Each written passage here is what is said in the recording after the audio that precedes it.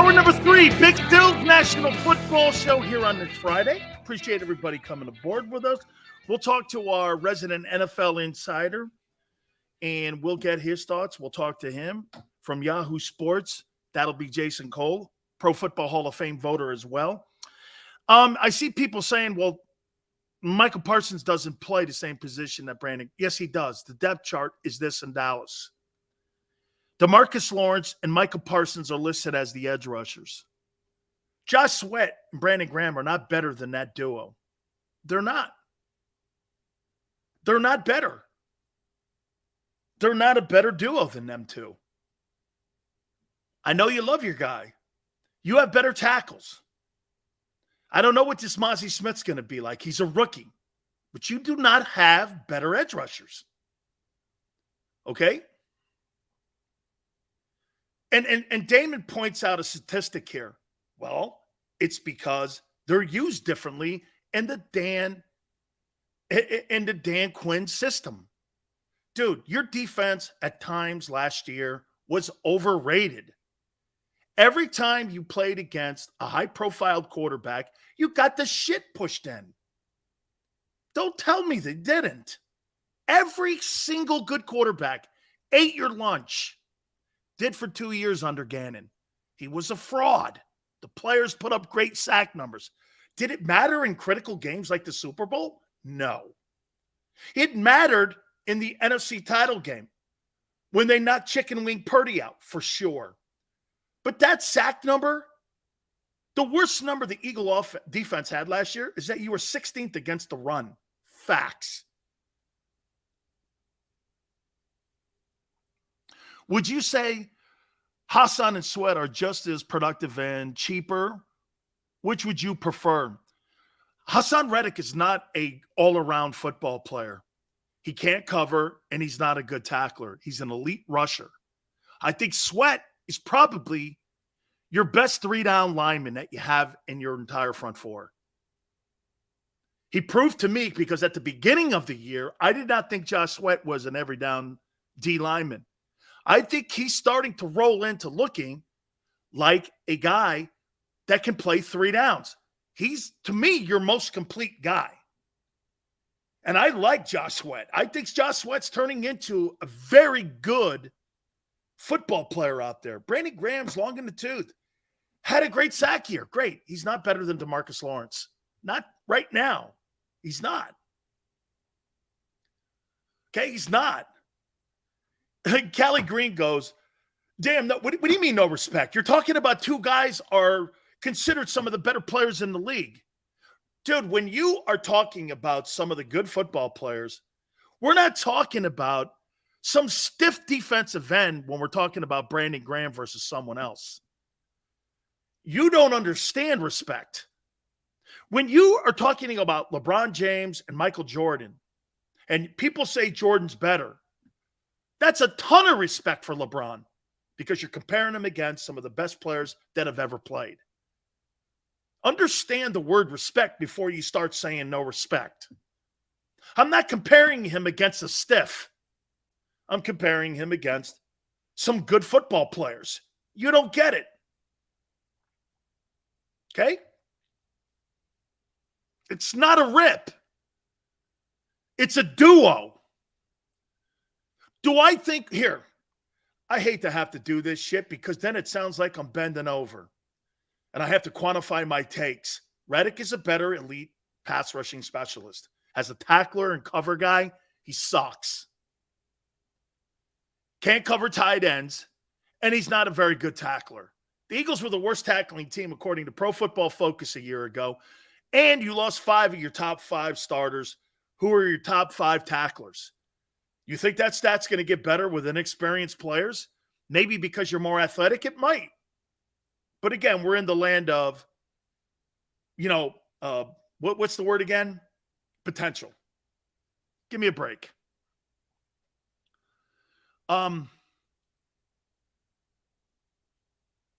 That's why they need more LB help. They do. Lane Johnson owns Lawrence and Parsons. Look what Damon said. Lane Johnson owns Lawrence and Parsons. Okay. Lane Johnson's going to Canton. Josh Sweat and Brenny Graham aren't. And I'm not saying these guys are either. So, congratulations. You became Mr. Obvious. Lane owns them. I'm not sure Lane doesn't own everyone he lines up against. I mean, can we have more of a take than that?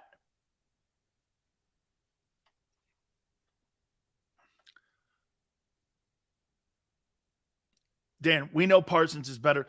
No, Danny. I didn't say that. You missed that too. Hassan's a better edge rusher. Parsons is the better player. And dude, I think Parsons is overhyped. Don't let me defend that guy because I think he's overhyped because of the star in the hat. Don't let me do that. I don't want to do that. I don't see him like everyone around the country does, but he's better complete. He's a more complete player. Sweat's coming into his own. Could Sweat by the end of this year be better than DeMarcus Lawrence? Yeah. Let's see another year of playing 3-down football. Okay? You're going to have opportunities. You're playing against some of the best people in the country. Give it a chance to – that's why I say defining moments this year for this Eagle team are going to be on display because you're going to be in prime time and you're playing against some pretty damn good football teams. Okay? It's not a rip. But like I said about the defense of the Cowboys yesterday, look, edge rushing, in my opinion, goes to the Cowboys. I think your tackles have an opportunity to be better because I don't think much of the Dallas Cowboy tackles. The linebackers in Dallas are clearly better. Van Der Esch, Cox, Overshown. Who do you have? Can you name a linebacker? Name me one linebacker that has proven ability where they've won games. Give me one. And I'm not talking about beating Vanderbilt. Give me one that plays in Philadelphia. One. And by the way, I look at that group and I go, that's not an overwhelming group. Okay? I mean, the Cowboys don't have an overwhelming, really good set of backers. But the Eagles have, like, it's huge. Nolan Smith has proven what? What has he proven? He has not proven shit. Okay. The safety position, they're better. Jerron Kearse, Donovan Wilson, veteran guys. And they closed the gap. I don't believe they're better than the Eagles at the corners. But Gilmore doesn't suck. Gilmore's resume is superior to Slay's, and he's only 1 year older. Gilmore has had a better career than Darius Slay. By far. It's not close. Stephon Gilmore is a borderline Hall of Fame player. Okay? He's a borderline Hall of Famer. Not only has Gilmore won a Super Bowl, but he's a former Defensive Player of the Year. And that's just a few years ago. And he didn't play through COVID. I mean, look, overall, do I think the Eagles' defense is better? Your coordinator's not better.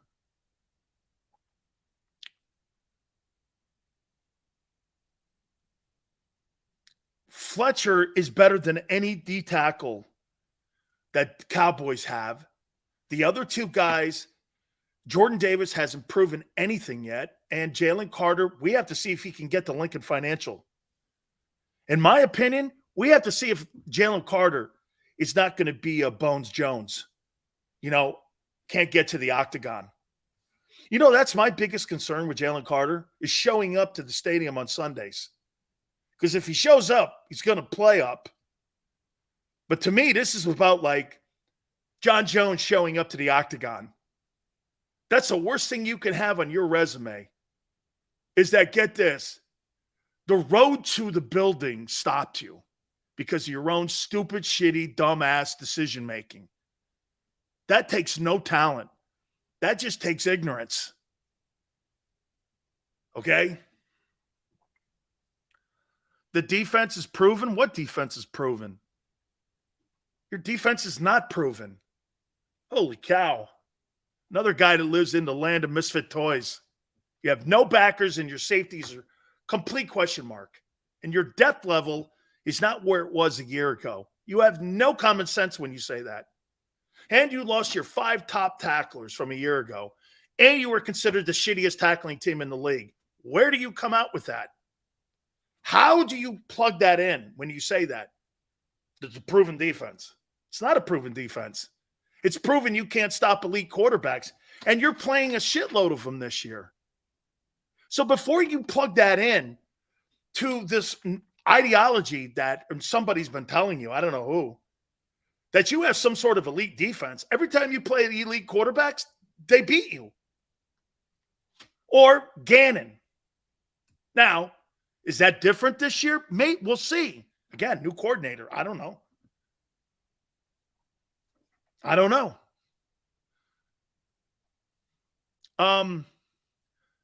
So Forte goes, so the Eagles making the playoffs, Dan. Forte, I said this. As of May 13th, there's not a chance that football team would make the postseason.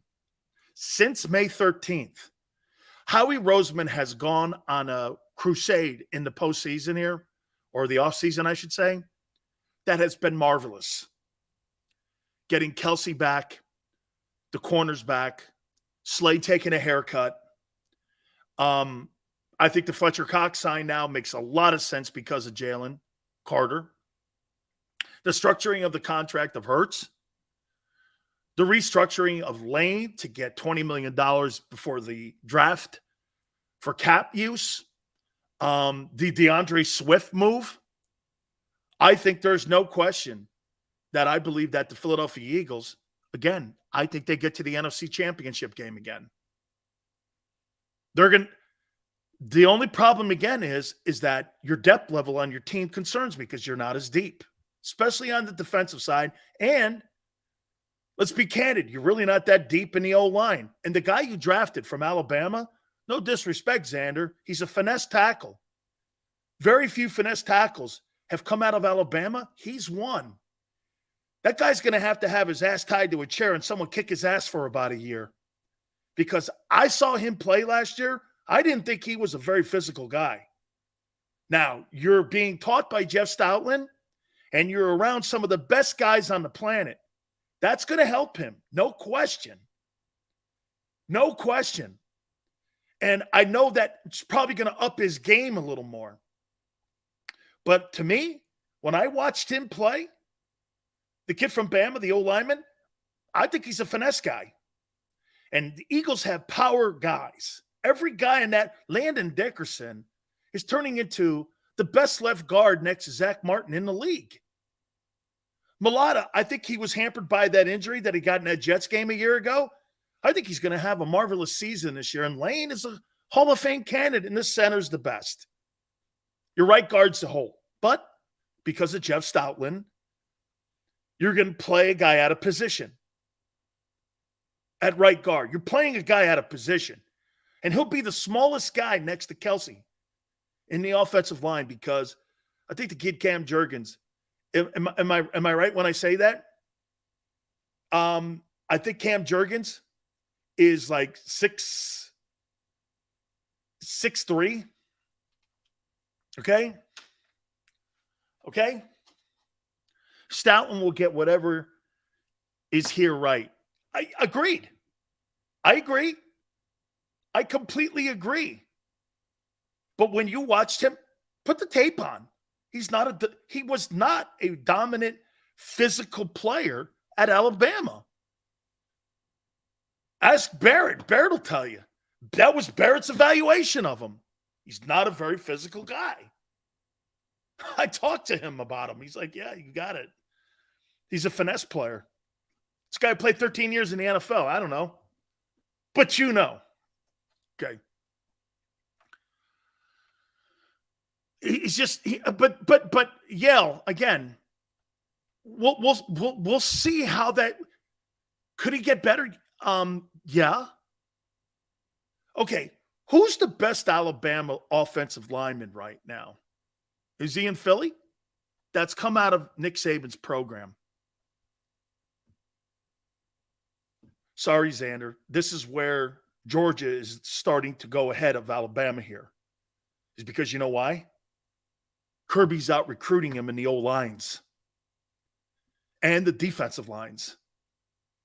Used to be where Bama dominated that. It's not the case anymore. Kirby Smart is out recruiting Alabama in the offense and defensive lines. That's why you're seeing more guys from Georgia coming out of the kid. Broderick Jones is a heck of a player. Shit, there was another kid that was drafted also that came out of Georgia this year. That's where he's getting better. Okay? That's where he's getting better. Give Stoutland a soccer player and a bowler and a Roland. That's why Jimmy Johnson said he's one of the most important people that you could possibly have. Danny Dickerson's a great guard. But Alabama, name me another Alabama guard that's a superstar guard in the NFL. Name me one. Name me one. Superstar like that kid. Okay? Like that kid. This is where George is winning. I want to take a look before we get Jason in here. And the Cowboy schedule this year for 2023, they open up against the Giants in the Meadowlands.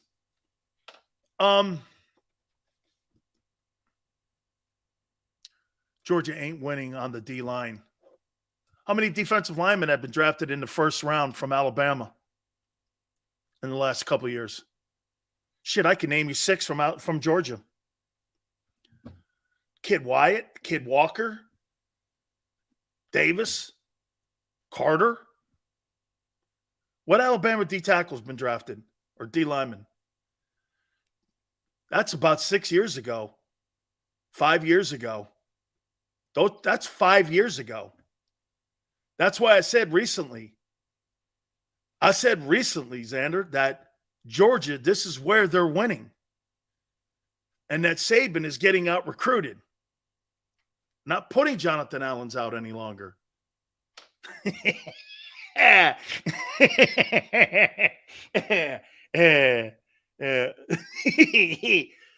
damn Kirby Smart, man.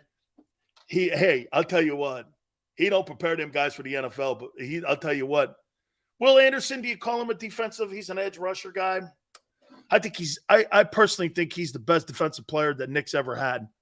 This year, we'll see if Sirianni can coach. Last schedule was a get out of jail card. Weapon. They're going to have to be prepared big time. Damon, I love Will Anderson. I think he's going to be a Cornelius Bennett type football player. I think he's got all what it takes. And one more thing that I love about him and Bryce Young, what I loved about both those guys, they played in the Sugar Bowl. They didn't have to. They were going to be millionaires, but they wanted to start something and finish something. It tells me about the character of those two men. If I were Nick Saban, I would just be thrilled. And I loved how they played him. They didn't really go crazy playing him a lot in that Sugar Bowl.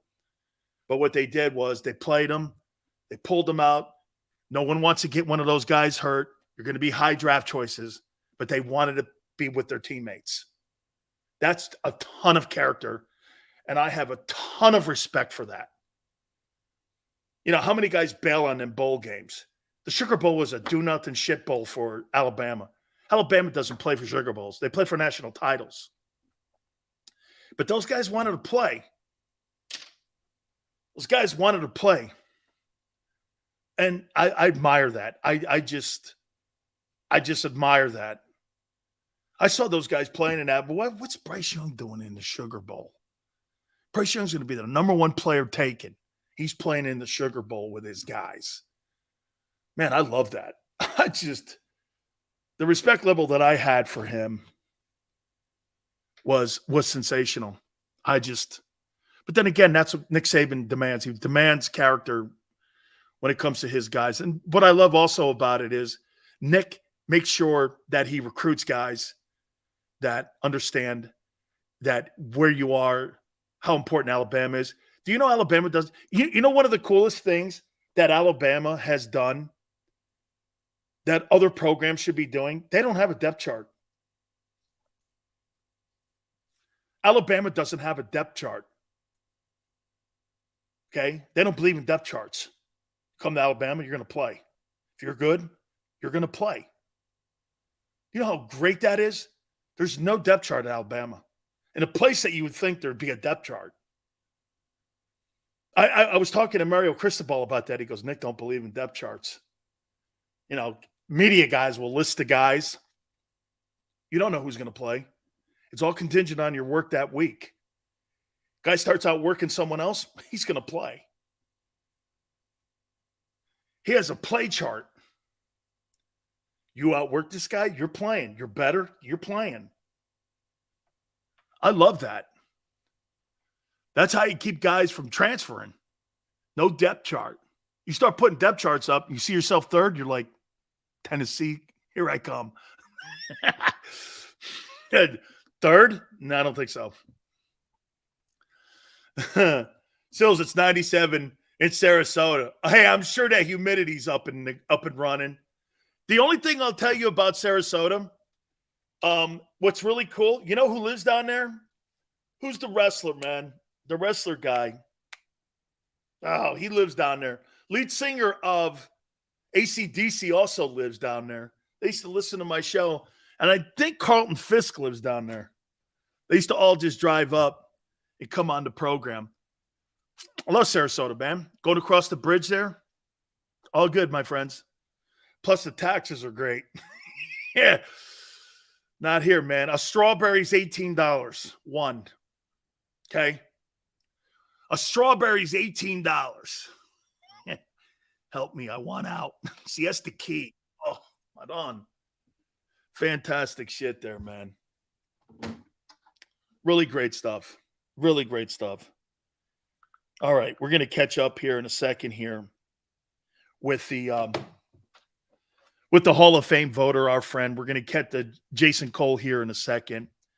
And we've been talking and pimping his book here.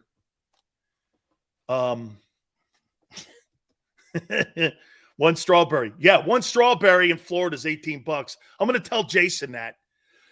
Don't forget, here's his book here, man. A nice forward by Tom Brady Sr. It's a great guide. Please make sure you go to Amazon.